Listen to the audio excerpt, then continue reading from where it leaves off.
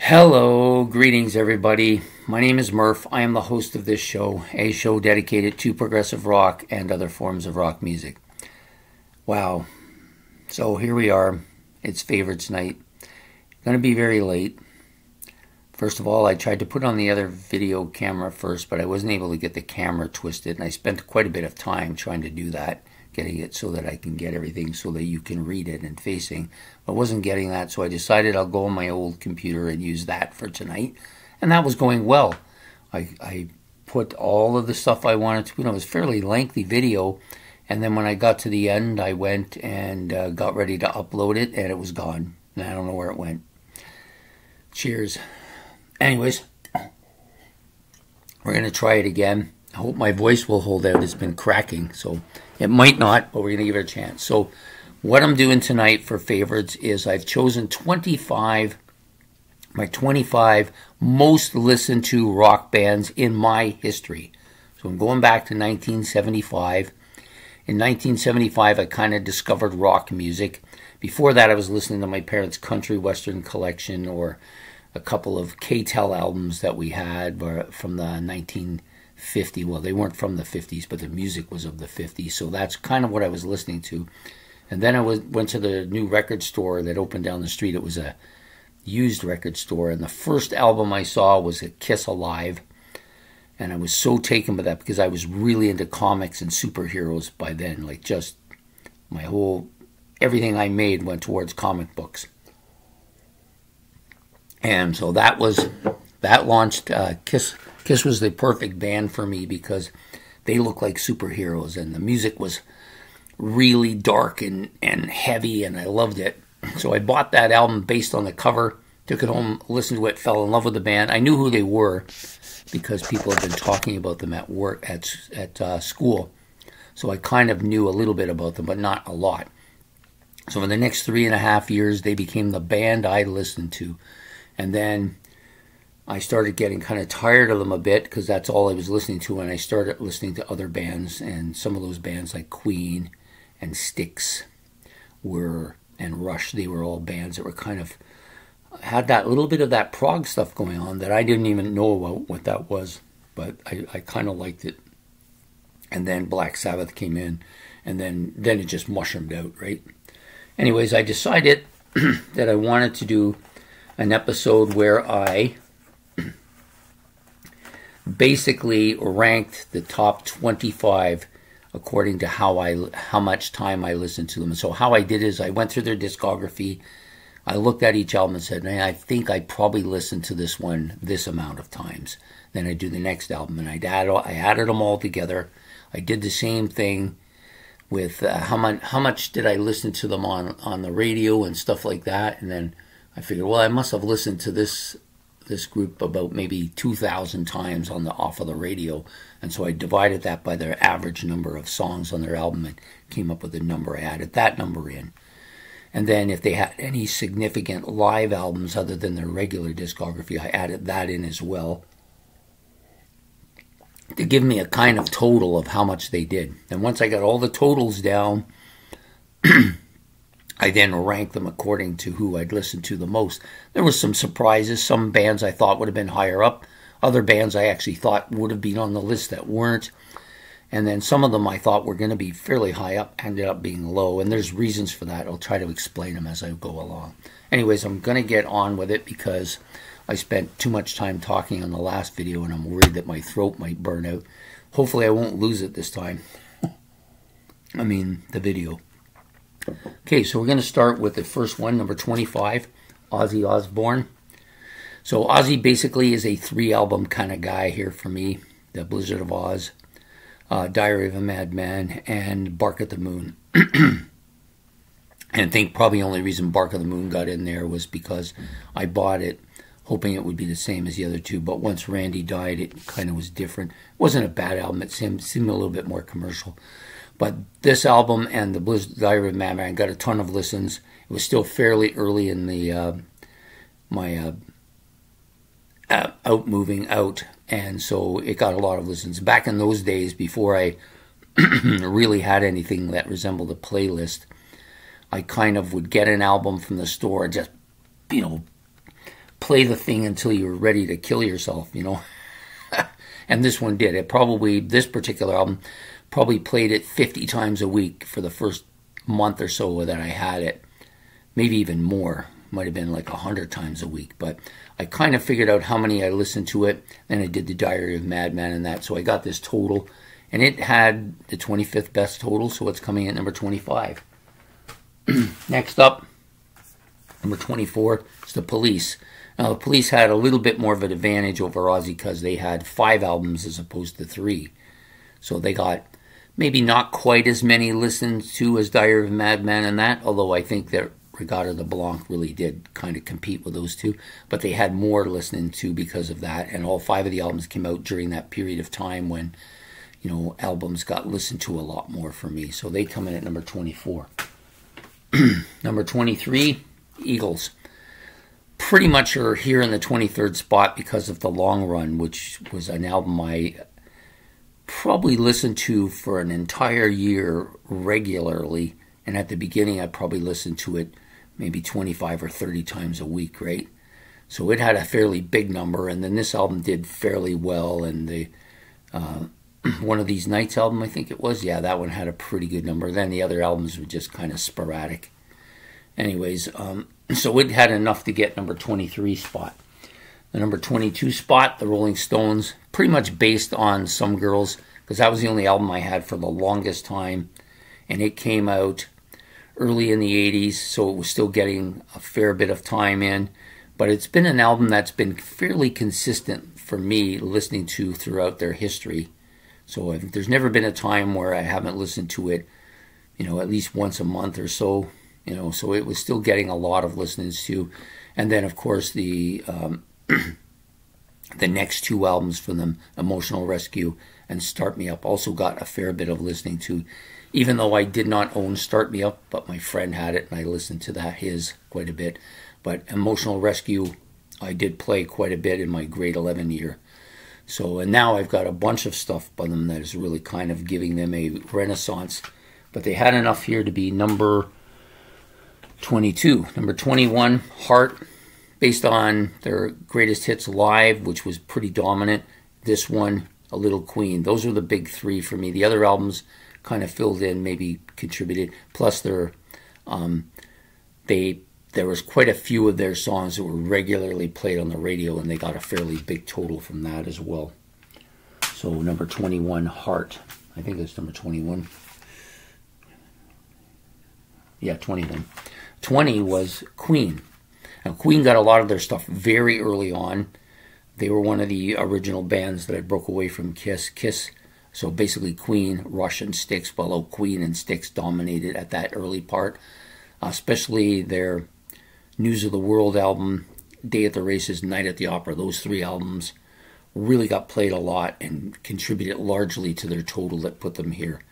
And plus a lot of their stuff was on the radio too, so they got a fairly decent number out of that. But they've kind of making a little bit of a comeback here because they've got some. I've got quite a few of their albums that I never owned and have been slowly kind of getting into them. This is one of them, of course, Queen too.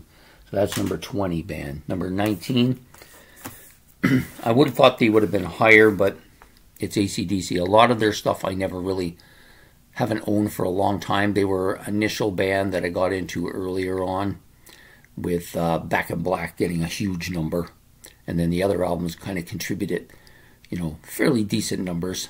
This one, well, not this one, but Highway to Hell and Let There Be Rock being 2 big albums for me in the time period. Now all these albums are also making a comeback too. So their total is pretty decent, but I thought it would have been higher. And that's the number 19. Number 18, Number 18, Judas Priest, based largely on this one, and a little bit less from the Defenders of the Faith, and then a little bit more from Stay in Class and British Steel, which had a little bit of a past history. Plus, I had a Greatest Hits that I was listening to quite a bit, and I had a disc that somebody had made as well that I was listening to quite a bit. So those contribute largely to their 18th spot. Number 17, Neil Young. Pretty much this album, Freedom were the two big ones, plus a couple of the ones with Rust Never Sleeps, and there's another one, and I can't think of the name of it. I can see it, can't think of it. And so they were the big ones for him. But he has a huge discography, which is now coming about for me as well. So his numbers could go up quite a bit. I don't know if they'll ever get to the point where they need to be. So this is number 18, Neil Young. Number 17 is Triumph, largely based on Just a Game, this one, and Progressions of Power. Those were their big three early on. They got a lot of listening to because they were one of the early 80s bands that got, and like I said, Just a Game, of course, I played, God, it must have been for a couple of years where I was just playing it every week, and when I initially got it, I played it 100 times the first week, I'm sure of it. And this one got a lot too, and so did the Progressions of Power, which I now have again as well. So that gives Triumph its, what place are we at? 17th, I think they were. Yeah.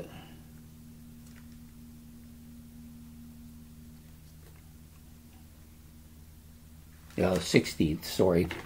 Yeah, I'm a little bit tired now. I've done it twice now. Number 15, Iron Maiden. Pretty much the same. Number of the Beast, Power Slave, Seventh Son of the Seventh Son. Those are the big three for me. And some of the other ones have come on and kind of contributed lately as well. Number 14, Supertramp, their big four albums. This one, Crisis, What Crisis, Even in the Quietest Moment, and Breakfast in America, of course, was the biggest one of the four. But all four of them had good numbers, enough to really give them a solid listening to place here at number 14.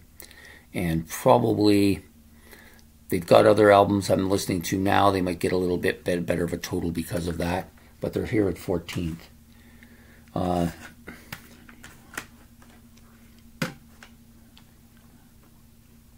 Yeah, so here at number 13, BTO.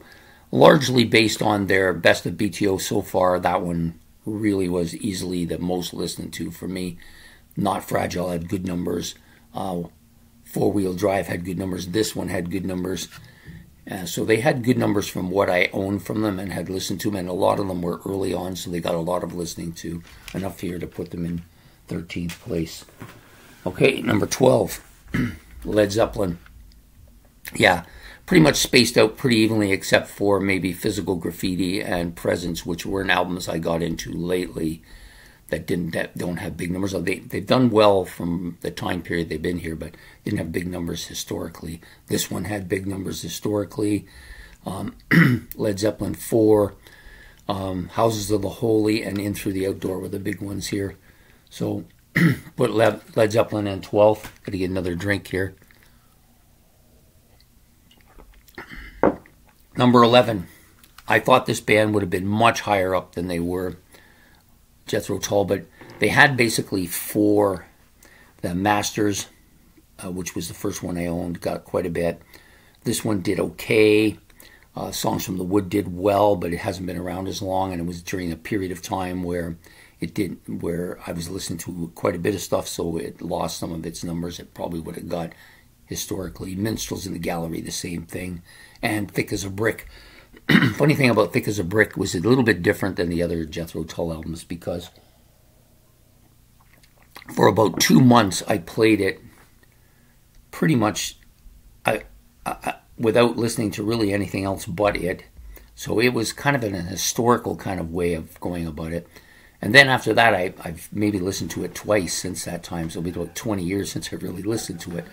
But it had good numbers initially, so yeah. And then now I've got almost the entire Jethro Tull collection, and a lot of them have been in my playlist, but they're not getting the historical listening to that I used to do back then because of so many other albums to listen to. So anyways, Jethro Tull here at number 11.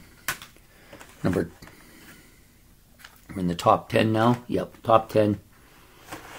So number 9. Or number 10, Pink Floyd. Kind of the same as Jethro Tull, but they started just a little bit earlier.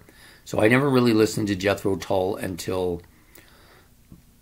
probably the 90s when I had that Masters. I started listening to them then.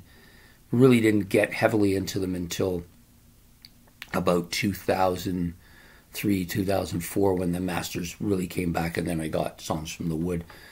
But Pink Floyd started out with The Wall. Then eventually I got, in the late 90s, I got Dark Side of the Moon, was listening to that quite a bit. And then Animals came out around the same time as Songs from the Wood. So by that time they had a little bit of a lead, and they've maintained it, but very slightly over Jethro Tull now. So I would say Pink Floyd, number 10 here. Next up, Van Halen. Van Halen, same thing, early on. This one, Diver Down, Women and Children First, and of course Fair Warning, which was probably easily the biggest of the four. But they contributed a big number for these guys to put them in the ninth. Outside of these four albums, I never, maybe a little bit, number two getting a little bit more now than it used to get, and the 1984 album both getting a little bit more now, but not historically, so that kind of hurt them. They don't really have a live album that I've listened to, so that didn't help them. But they had a lot of radio stuff. I listened to them a lot on the radio, so they had a fairly big number from that as well to put them here at number 9. Okay, now the top 8. So number 8 surprised me. I thought it would be much higher up, which is Styx. But upon examining it, basically it was 2 albums early on that really cemented them, which was The Grand Illusion and Pieces of 8. And then they came out with this album and Paradise Theater, which I was still okay with, but it really wasn't the same. They didn't get the big numbers like they would have gotten if they had been a little bit different. Crystal Ball did okay, but not a great album as far as total number of listens to when I really thought about it. Equinox a lot more now than it did back then. It's probably done almost twice.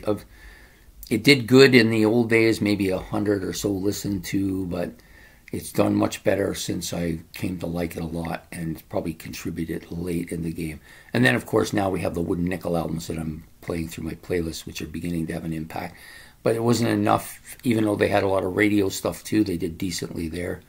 But they don't really have a great live album, at least to my way of thinking, so they were kind of lost out there, same as Van Halen. But enough here to finish number 8. Number 7, The Who. So The Who is quite a bit different here. So a lot of The Who stuff came from singles on the radio, on the Meaty Beaty Big and Bouncy album, and a lot of the live stuff that I used to have them. I have about 4 or 5 live concerts of them, and I used to play them quite a bit. So they got a lot of totals from that. They got a fair bit of totals from Who's Next, Who by Numbers, and Who Are You. And then there are 2 newer albums that came out not recently, but this decade or this century, Endless Wire early on, and then the self-titled album by The Who. So they got some numbers from those as well. This one is my newest Who album. Haven't listened to it too much. It's not in the playlist yet. Might not get in there for a while.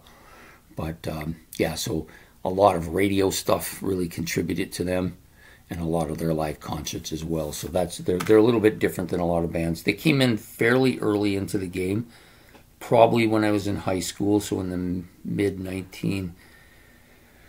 early 1980s, but they didn't really take off for me until I was before I got married in the late 90s, and then from that point on they became a major player for me, so a little bit different than a lot of other bands. Next up, the number 6 guy, Peter Gabriel. Early on, large numbers from Security, So, and plays live. So he had a big number from his live album. Did okay more over. So the number 2 album did okay early on and has continued to do okay. The number 3 album didn't do as well early on, but did good, but not as well. But it's been continually rising to become my favorite album by him, and it gets still fairly regular play for me. So that contributed largely to him, and plus the radio stuff and the MTV stuff, and yeah, live concerts as well. So Peter Gabriel managing with all that to squeeze himself a 6th spot here. Number 5, his namesake, his band that he started with, Genesis. Not a great deal early on, only from Trick of the Tail and Wind in the Wuthering had huge numbers, probably probably cemented this band as being a fairly well listened to band early for me, but I never listened to anything else until my daughter was born, and then the Peter Gabriel era albums, Trespass, Nursery Crime, Foxtrot, and not the Lamb, the other one, Selling England by the Pound. Those both had, and You and I. Those 5 albums did good numbers early on in my daughter's life. And then the Lamb Lies Down came recently, and then a lot of these kind of post-progressive era albums are here now too. So, but they also had the 5-song live album plus the Seconds Out. All these have contributed to them as well. And ironically, the big radio listening to songs came off Duke, which is now I don't really care much for. But and some of their later poppy stuff got most of the stuff from radio play, so they had a fairly decent number there too, enough to put them into this 5th spot. Kind of surprised me. I didn't think they would be that high up. Next up, this band I thought would be higher. Yes, definitely from the Yes album through to Drama, got a lot of listen to from most of those albums. Some of them initially getting a lot of play early, and then some of them building up and getting to that play maybe a little bit later into the 80s, but all those albums got a lot. And then of course the 2 poppy ones, 90125 and Big Generator, contributed fairly big. But since that time, or from that time on, they've done okay with their numbers, but only because of sheer volume of albums, enough to get them here into 4th place. I thought they would have been a little bit higher, but they had a couple of live albums, Yes shows and Yes songs being by far the better of the 2 albums, got quite a bit of listening to as well. But not a lot of radio stuff other than the 90125 and Big Generator albums. Next up, easily in 3rd spot, kind of a fair distance ahead of the number 4 band, but not close enough to the number 2 and 1, and that's Black Sabbath. Black Sabbath, largely due to their albums up and to including this album, from the beginning to this album, Technical Ecstasy and Sabotage being outside of the realm. They also didn't have, for me, I didn't listen to their live stuff. I didn't really like it, so I don't own it, and I haven't followed it as much. Maybe I should. But most of the listening to came from the studio albums, especially Paranoid, Masters of Reality, Sabbath Bloody Sabbath, Volume 4, Never Say Die, Heaven and Hell, and this one, and a little bit from more, maybe a little bit less, but still quite a bit from The Mob Rules. So all those albums contributed fairly big numbers. Same with Dehumanizer, didn't contribute a lot, but it's contributed a lot lately. And then, of course, the first album did okay, but not as great as the rest of them. So yeah, so they had a lot of spaced out numbers, which really contributed a high total for them, enough to put them easily in the 3rd spot. Number 2, Rush. Never was going to be a doubt here. I knew they would be top 2. I thought they would win it, actually, but I think they didn't have that early on kind of...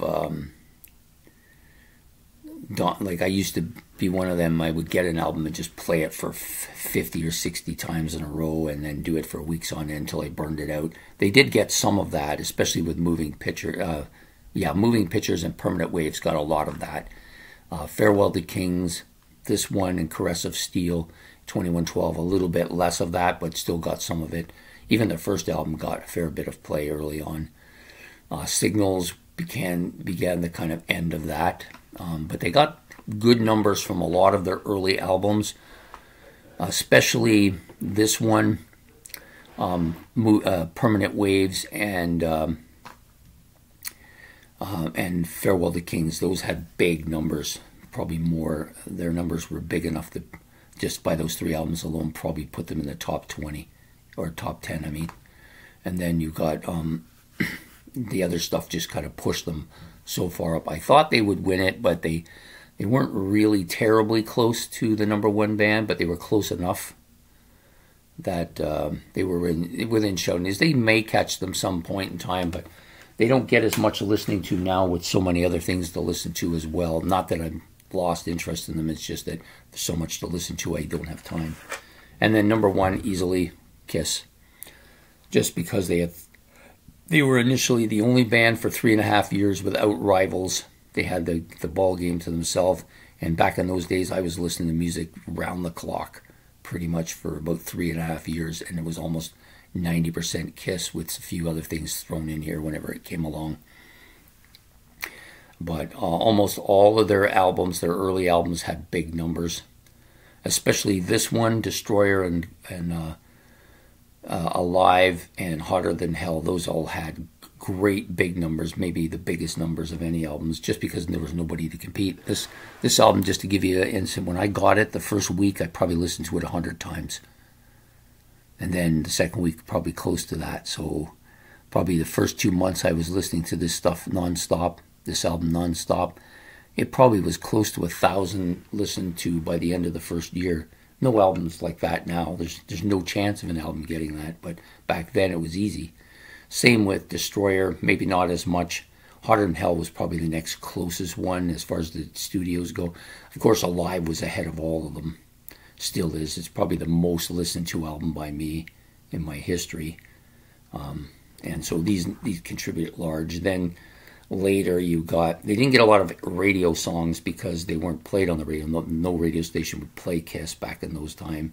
Play them a lot more now than they did them. They were kind of blackballed from the music industry back then as far as the radio went, which was kind of funny since they were such a huge band.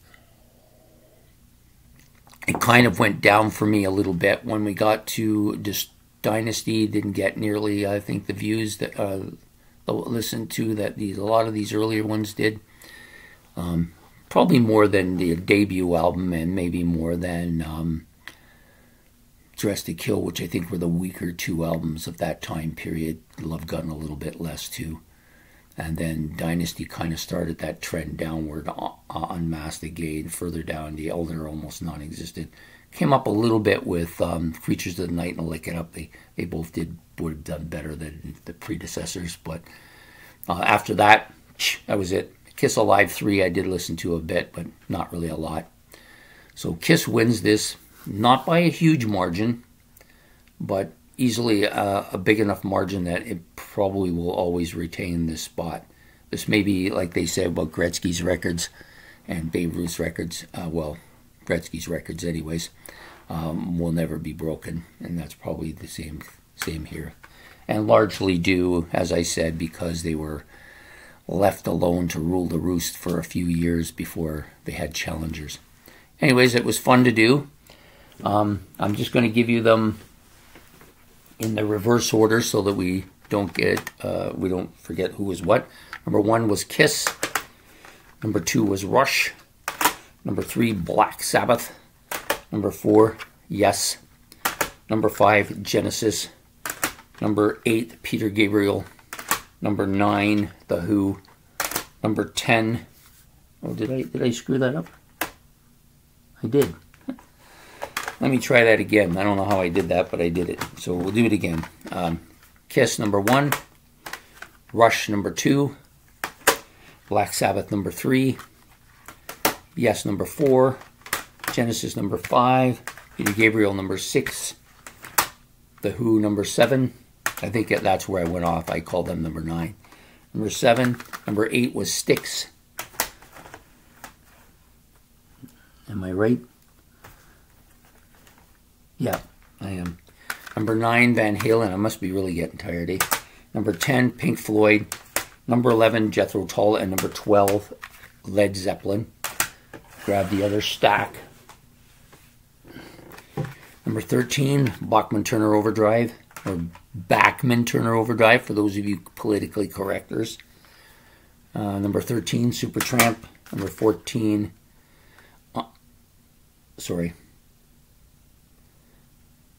13 was BTO, 14 was Supertramp, number 15 was Iron Maiden, number 16, Triumph, number 17, Neil Young, number 18, Judas Priest, number 19, AC/DC, number 20, Queen, number 21, Heart, number 22, The Rolling Stones, number 23, The Eagles, Number 24, The Police, and not last but not least, Ozzy Osbourne. I'll give you a few honorable mentions. So there was 3 bands that were close.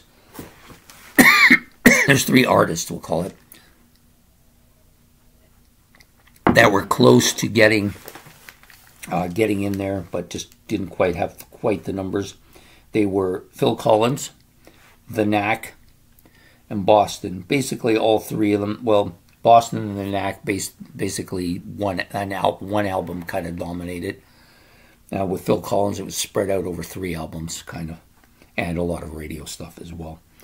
Other people that weren't really close, but I thought they would be, were Jimi Hendrix, Paul Simon, and of course the Beatles. I actually thought the Beatles would have made it, but when I examined it, the Beatles have really come on late for me. They weren't really there early on. That's the reason why they don't really have the numbers.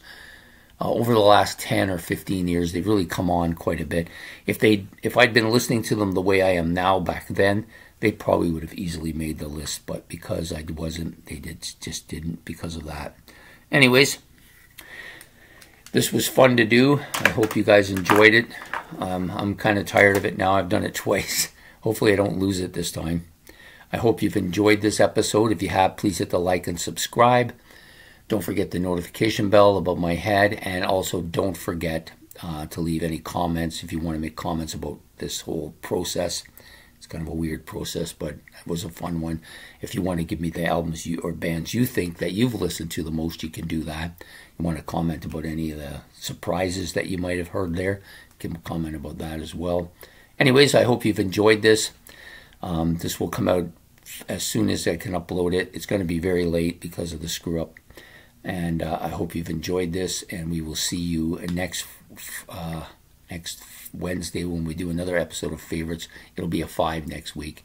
And we're going to do 2 episodes at the end of the year. The last episode will be probably my 25 favorite albums that I discovered this year. I did this one before, so they may not be new albums. They may not be old albums.